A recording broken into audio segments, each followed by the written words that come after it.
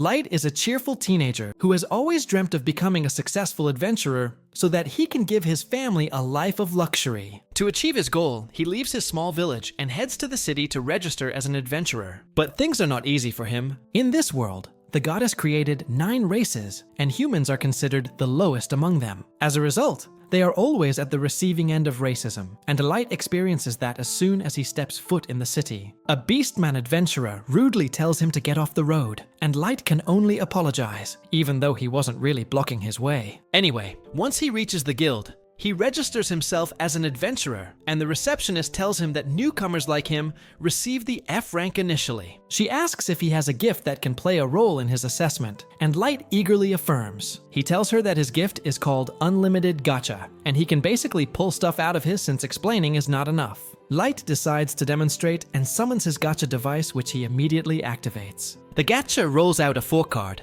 and as Light releases the card, a fork materializes on the table. However, the fork is all bent up and Light panics. He tells the receptionist that things usually work out better and immediately uses his skill a couple of times, but the result is similar. He pulls a rotten apple and a moldy bread, which makes the receptionist convinced that this loser deserves nothing more than Frank. Light gladly receives it and then asks her if there are any jobs he can take right away. The receptionist points him towards the bulletin board, where all the easy jobs are posted, but Light gets nervous just upon seeing that. The receptionist realizes that Light is illiterate on top of being a loser. But that part is not a surprise because humans have low literacy rates. She tells him that he can do the basic stuff like carrying rocks and gathering wood, but that pays a lot less than other jobs. Light accepts that, and after a day of working is off, he manages to get enough money to rent a room. He still needs to rely on his gacha skill for food, but he is confident that he can make it. However, a gang of beastmen has another plan for him, and they stand in his way deliberately so that he bumps into them. Their leader immediately begins yelling at Light for bumping into him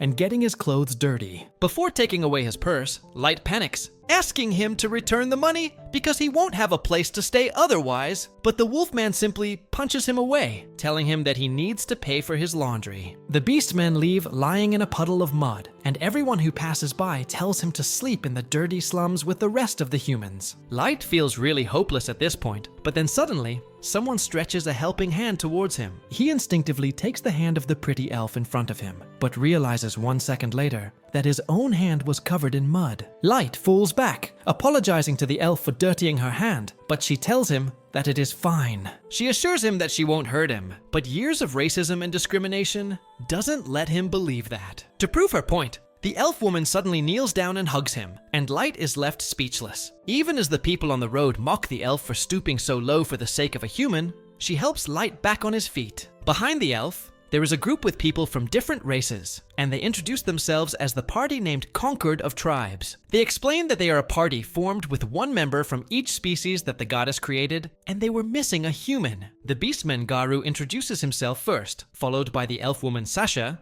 who tells Light about the rest of their members. There is Drago, the Dragonute, the Demon Diablo, the Oniabero, the Dark Elf, the Dwarf Nano, and the Centaur named Santor. Guru says that they were just looking for a human to complete their party. And then, Sion adds that they created this party to end racism and create a world where everyone is treated equally. Light finds this too good to believe, but he can't pass up on such a wonderful seeming party, and he gladly joins the Conquered of Tribes. Soon they start going on adventures, and Light is the weakest link in their team. He needs to be rescued from monsters by Drago and Sasha, who tell him to be more careful as one hit from the monsters will kill him. Light apologizes for his carelessness, but Sasha begins to examine him for injuries while telling him to stay behind them at all times. The rest of the party begins to tease Sasha because she is low-key obsessed with Light and cares about him a lot, and she turns red as she explains that she only sees him as a party member. Light feels useless because he can't do anything apart from carrying the luggage. But Drago tells him that he makes delicious tea, and that is good enough for him.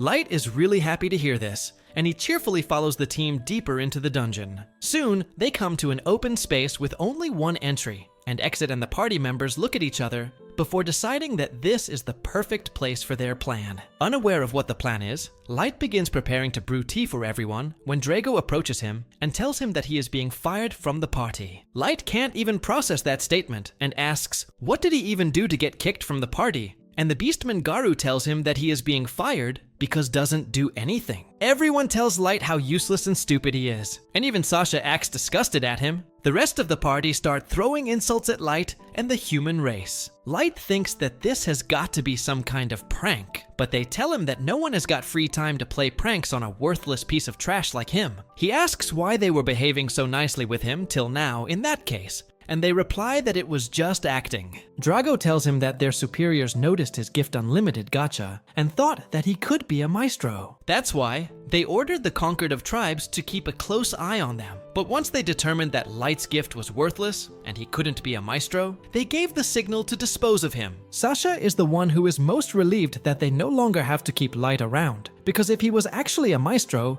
she would have to marry him. And just the thought of that creeps her out. Light can't understand what the word maestro even means. But then, Drago says that they have told him more than enough, and they need to finish him off before more adventurers come here. Gao immediately apes Wolverine and draws his metal claws, using them to slice Light's face. Only now does Light realize that he is really in deep, and there is no way out of this problem. In his desperation, he runs away as fast as he can, and the racist bastards laugh at him, saying that they are not going to let him get away. Sasha shoots an arrow through his leg, and his Light falls on the ground and starts screaming. Theracist elves say that hearing human screams is like music to their ears. Guaru decides to make Light scream some more and begins assaulting him, but Drago tells him to stop because they need to make it look like the human died from a monster ambush. Guaru obeys his orders and gets ready to finish him off, but Light crawls forward, desperately clinging to his life. Suddenly, the ground beneath him starts glowing, and Light realizes that he is in the middle of a teleportation circle. Drago notices it too,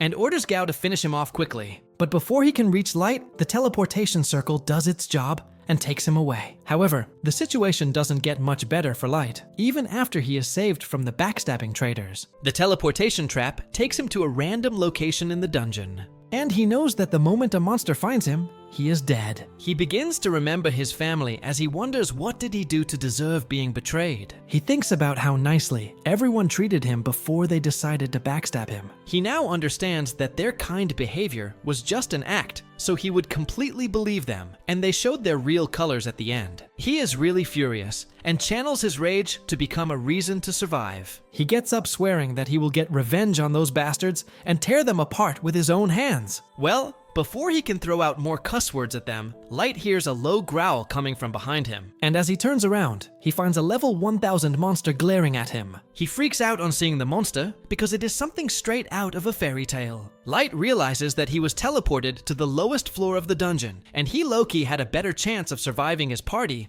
than this monster. As he wonders how can he even fight the monster, his thoughts wander to his gift Ultimate Gacha, and he decides to take his chances. He begins pressing the gacha button repeatedly, and then suddenly, his ordinary gift transforms into something beyond his wildest imagination. A giant magic circle appears below him, and the gacha device starts undergoing a power-up. Light doesn't understand anything, but just as the monster leaps on him, the gacha roll is completed. A level 999 maidservant appears out of it and demolishes the monster in an instant. Everything is over before Light could even blink. And then the aura farming maid starts walking towards him. She kneels before him and instantly heals his wounds, telling him that she could not bear to see him silky, smooth skin being injured. So, she healed him without asking for permission. Light can't believe that he is perfectly fine now. And then the maid asks him for his name. He introduces himself as Light, and the maid gets really happy on learning his name. She pledges by the maid's code of honor, swearing to serve him till death. Light tells her that it is all cool, but she should at least give her name first. The girl introduces herself as May, the ever-seeking maid, and tells Light that she came from a super ultra rare card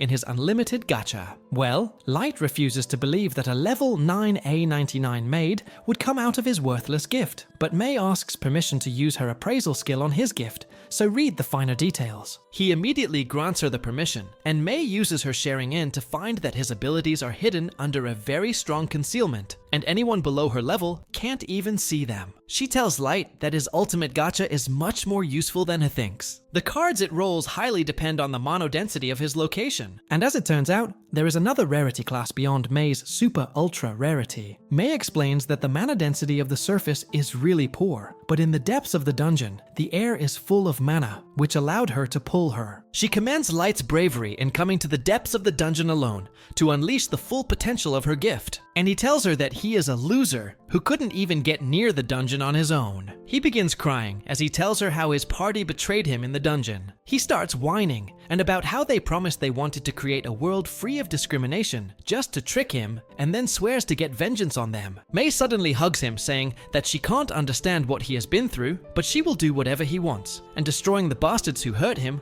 won't be too difficult for her. However, Light tells her that she can't do it, and it is not because he is kind. He just wants to get revenge with his own hands, but it is not possible right now because he is too weak. He swears that he will make all of them suffer before killing them, and May kneels before him again, telling him that if he wants to grow strong enough to get revenge, she will help him with that. She tells him that she believes in his potential, and Light can only thank her. However, he is not satisfied with just one overpowered baddie in his harem, and decides to use the mana-rich environment of the dungeon even more. He uses his unlimited gacha again, summoning more high-class maids so that he can create a kingdom that will serve as the base for his grand revenge. 3 years pass by since that fateful day, and now Light rules over hundreds of maids inside a palace that he made for himself. May is always by his side, as she promised on the day that she met him. All the maids seem to be totally smitten by him as they cheer him on, happy to be noticed by him. While May tells them all to behave properly, He gets out of the castle and starts moving towards the local market, where everyone recognizes him as one of the vendors, calls him over to his place for breakfast, while some others tell him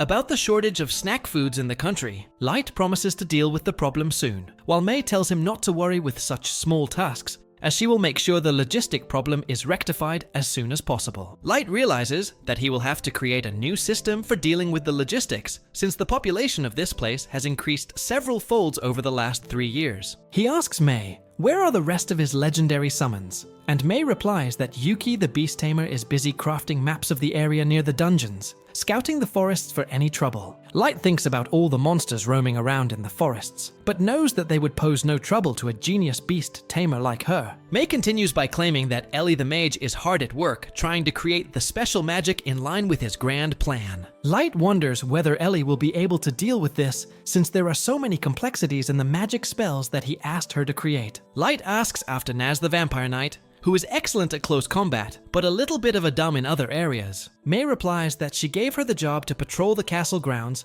as that would keep her from using her empty brain and getting herself into any sort of trouble. Light doesn't mind her though, since she makes things more interesting around the castle. Soon, they're turned back to the castle, where Light ends up being called by Jack, the last of his 4 legendary summons, who asks whether Light is ready for some training. May seems a little annoyed and tells Jack that he should address Light by his proper pronouns, which is Master. But Jack is a true Sigma, who doesn't believe in this feminist, so he completely ignores her. Light tells May that it's fine, since he considers Jack to be an older brother, and tells May that he thinks he will go to his training session with Jack now. Inside the training ground, they both get ready to spar, when with a burst of speed, Light rushes towards his summon, punching him straight in his washboard abs, pushing him back with his surprising strength. Jack seems to be pleased with Light's power, claiming that any normal adventurer would have died if he got punched like that. But he can take it since he is built like a tank and can absorb a crazy amount of damage. They meet in the middle of the ground once again, with punches colliding before they back off. Light follows it up with a barrage of strikes, which Jack dodges. Meanwhile, Nas is still patrolling the corridors, bouncing her empty little head,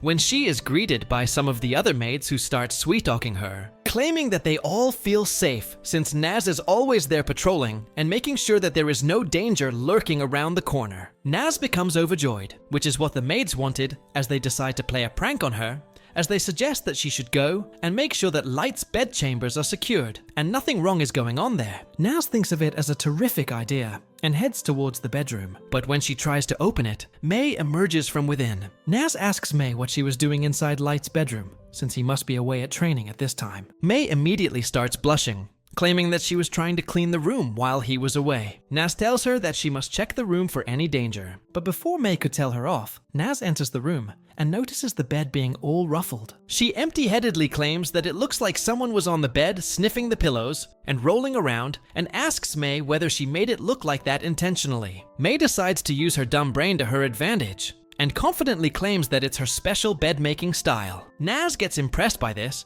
and asks whether she can learn how to do that as well, but May refuses, claiming that it's a special trade secret, which she can't reveal yet. With that, Naz remembers that the maids wanted her to give May their message as well. So, she takes out a parchment and gives it to May, who realizes that the other maids are revolting against her for monopolizing Light's bedroom and never letting them clean it for a change. May tells Naz not to worry about it, as she will deal with the maids herself, and even gives Naz some spare change to keep her mouth shut, which she happily takes and walks off. She immediately heads out to the market and starts looking at all the food items she can get from the money, but finally decides to try out the fluffy pancakes alongside some fresh milk. With that, she happily marches off once again, back to the castle where she finds Yuki sitting atop a balcony. She asks Yuki whether her work inside the forests is done and tired of Naz's crap. She shows her that she has already created the map that May wanted and is back to deliver it. Naz congratulates her and returns back to her patrol duty before entering the throne room. Once inside the tacky area, she starts screaming her heart out since there is no one around to stop her. After that, she jumps on the throne itself and starts messing with it when she accidentally breaks one of the wings of an angel statue. Scared of May, she immediately puts it back haphazardly and runs for her life straight out the throne room. Back inside the training ground, Light and Jack continue clashing when Jack suggests that they be done with the day and hit the bats. They soon move towards the bathroom and once inside the giant bathtub. Jack praises Light for learning all the skills so quickly, claiming that he is strong enough that most of the creatures in the dungeons would be child's play for him, which means that even few can challenge him on the surface, but warns him that there are still some who would want to completely destroy him the first chance they can get. Light gets serious as he thinks about the betrayal he faced 3 years ago, as he claims that he won't be done till he gets his revenge. Back in May's chambers, she calls in the 4 troublesome maids and asks what the hell is their problem as she reads their letter back to them. Once in front of May herself, the 4 maids are shut silent as they don't know what to say. They apologize to her, claiming that it was just their way of showing support as they know May is overworked. May tells them not to worry about her work and focus on their own. She denies their request to clean Light's chamber and instead punishes them by giving them the order to clean the hallway that leads to the throne room by hand. The maids are surprised by this, claiming that the hallway is too long, but May tells them to keep at it, as it will keep them busy while she is out with Light on a mission. Back outside, Naz is stuck to the window of a shop, eyeing a gauntlet that she wishes to buy, but has no money to do so. While there, she ends up bumping into Ellie, who asks what Naz is staring at, and Naz points at the gauntlet, before asking Ellie why is she back so soon, since she is supposed to overlook the new construction which is happening. Ellie replies that the construction is going smoothly, so she decides to sneak a break in. They soon end up bickering about who is closer to Light and who is more important, as Ellie tells Naz that she is involved directly in the revenge plan that Light is crafting. Unlike her, Ellie also claims that she recently had a lovely evening where she shared a cup of tea with Light, where they discussed their progress and claims that the next time they meet, she will set up a private dinner. Naz claims that even she wants to have tea with the master before telling Ellie that she is at close quarters combat, so if she ever wants help, she can look her up. Ellie smiles and tells her that she will surely cash that in someday. And with that, Naz returns back to her brainless duty. Back in the castle, the 4 maids are busy plotting against May, claiming that May is no better than the angry little mustache man from Germany, wondering whether they should go behind her back and snitch on her to Light, but they think better of it, as none of them want to suffer her wrath. One of them realizes that Light cares about May so much because she was his very first summon, while the purple-haired one claims that it took Light the next 2 months to finally summon Yuki, which means that they were all alone together in the dungeons for 2 whole months. They get incredibly jealous and start rolling around the floor and doing weird out of jealousy, before deciding to do some voodoo magic as they sit on the table and chant die so that May can be taken out of the equation. Unfortunately for them, May ends up overhearing all this and enters their room, cornering them once again. The maids immediately start apologizing, claiming that they were all just a little jealous and never meant anything that they said. May tells them to stop fantasizing about weird, since during the months between her being summoned and Yuki being summoned, Light was busy learning every single thing he can about magic and practicing every single martial art he could try, so they never had time to do anything else. That relieves the maids a bit, while May claims that she came back here because she felt that she had been too hard on the maids. But now she realizes that apparently she wasn't, so she tells them to clean the throne room as well. Since they have enough time on their hand to practice voodoo magic completely at May's May's mercy, the maids had no choice but to follow her orders as they cleaned the entire throne room as well. They decided to keep their mouths shut this time to avoid getting in further trouble. But while dusting the throne,